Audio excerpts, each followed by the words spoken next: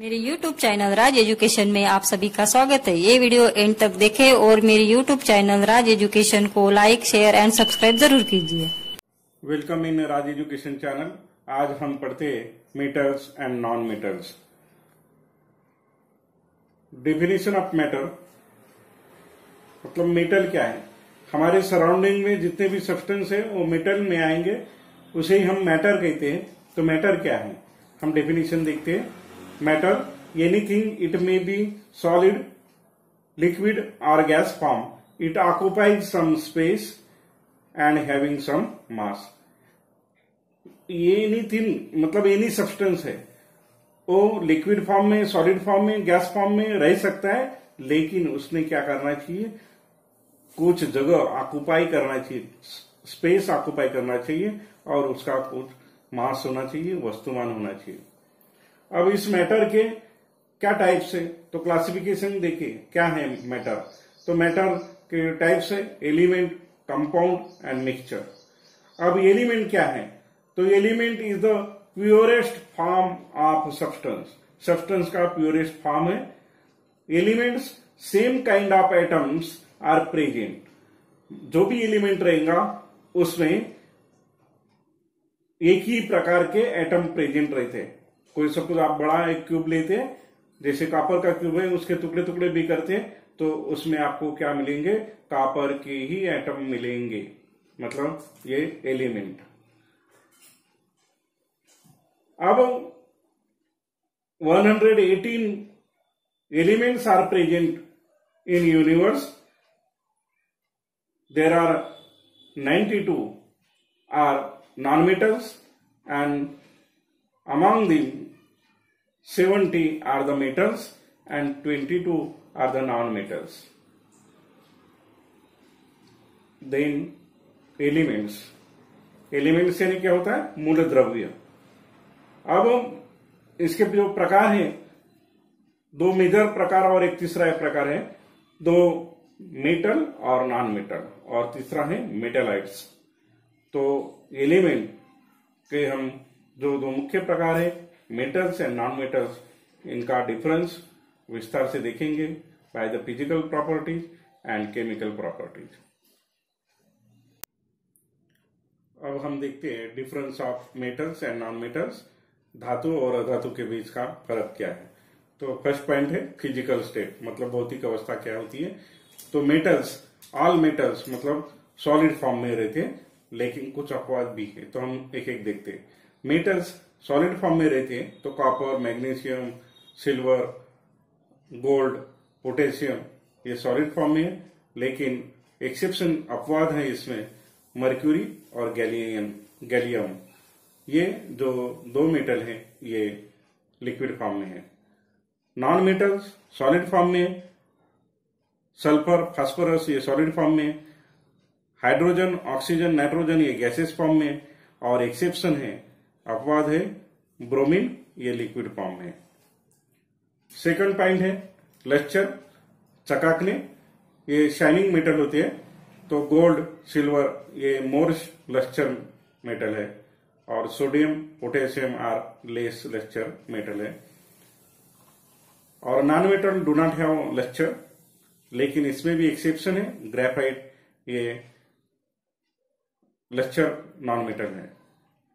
Malleability मतलब क्या होता है, ये ऐसी एबिलिटी है, कैपेसिटी है मेटल की, कि इसको हैमरिंग करने के बाद, इसको बीटन करने के बाद वो थिन शीट में डेवलप होती है या उसका कन्वर्शन होता है। तो पातळ पत्रामध्ये रूपांतर होने, इसको हम बोल सकते हैं मेलेबिलिटी। तो एल्यूमिनियम, सिल्वर, गोल्ड, इसके हम शीट बना सकते हैं। मतलब जो मेटल में है एल्यूमिनियम, सिल्वर और गोल्ड, इनका हम थिन शीट में रूपांतर कर सकते हैं। और malleable, non metal non malleable है, लेकिन उसमें ही सल्फर, आयोडीन, ब्रोमीन ये जो नॉन मेलेबल नॉन मेटल है।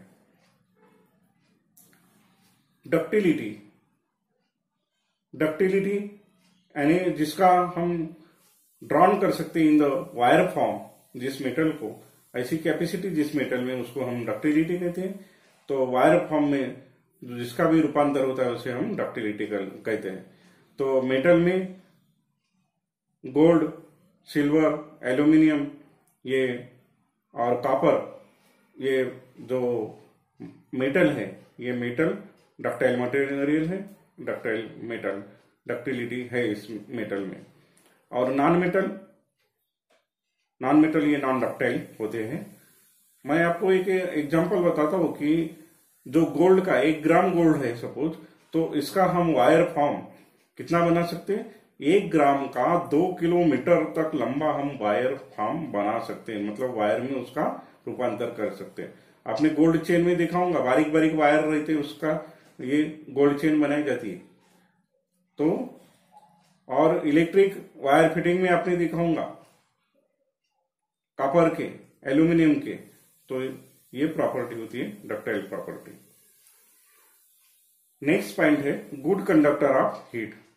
अब good conductor of heat, all metals are good conductor of heat, मतलब जिस भी मेटल में क्या होता है, एक जगह से मेटल मूव करता है, मेटल किसी भी मेटल में क्या करता है, हीट देने के बाद मूव करता है, उसे हम कहते हैं कि गुड कंडक्टर ऑफ हीट। तो कॉपर, एल्यूमिनियम ये गुड कंडक्टर ऑफ मेटल।